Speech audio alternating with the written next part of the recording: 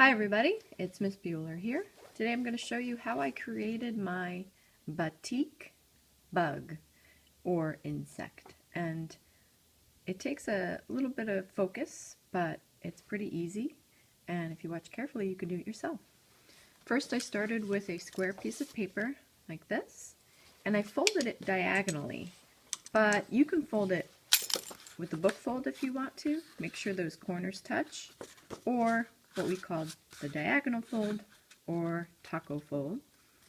Touch that corner there, squeeze in the middle like this, and then push down from the center out to the edge, and that gives you a nice fold. It's a little tricky, but if your fold isn't perfect, that's okay too.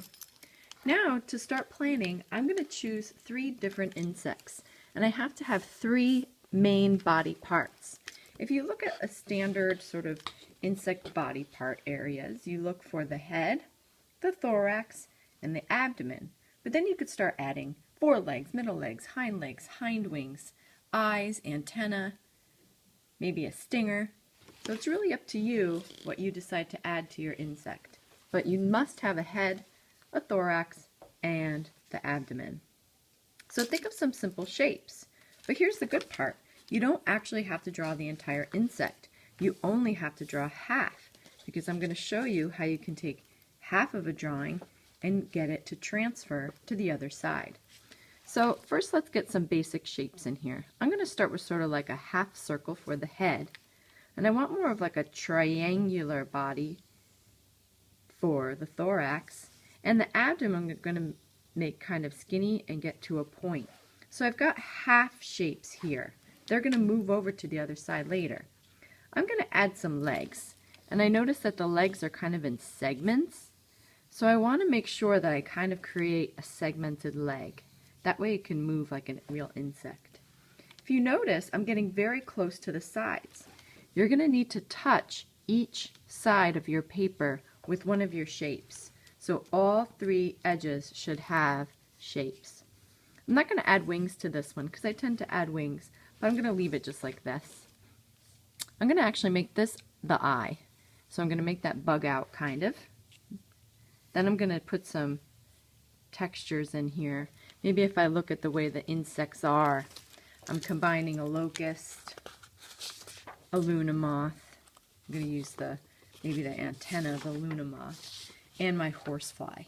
So I've used the legs of the horsefly, maybe the abdomen of the horsefly, and I can add some cool little antenna that the Luna moth has. Now that I have it in pencil, I'm going to trace every line with a dark crayon, preferably black. This is a really good black crayon, and you press firmly to get all your lines covered in this waxy black crayon. You could choose another color that's dark, but black really does work the best for me. So I've got every shape outlined.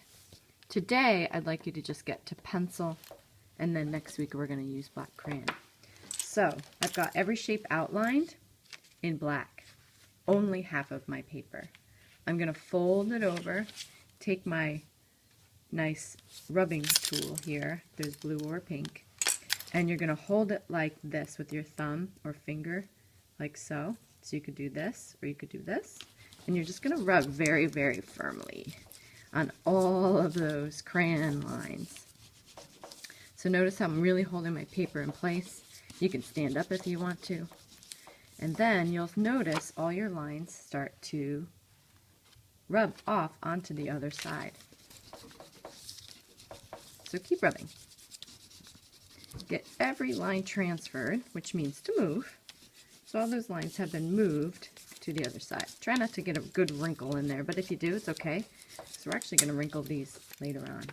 So now I've got my insect. All I have to do is trace where I see the lines. When I'm done, I'm going to use lots of bright colors and blend them together to make new colors in my shapes. So I'm going to put some magenta here, this pink. I'm going to blend it with this nice turquoise here. I'm getting a little bit of a nice brownish color. Take some green, press firmly with the crayon. You really need it to be very waxy. And maybe I'll try blending a little bit of orange at the bottom here. And try making new colors. That's the best part about art materials, is you can create your own colors. Because Crayola didn't call you up this morning and say, hey, what color do you need today? We're gonna make it right now and ship it to you. So make sure that you blend to make your own colors in your artwork. Okay, so the coloring step is after you do the black, but first you're going to start in pencil. Okay, enjoy. Bye-bye.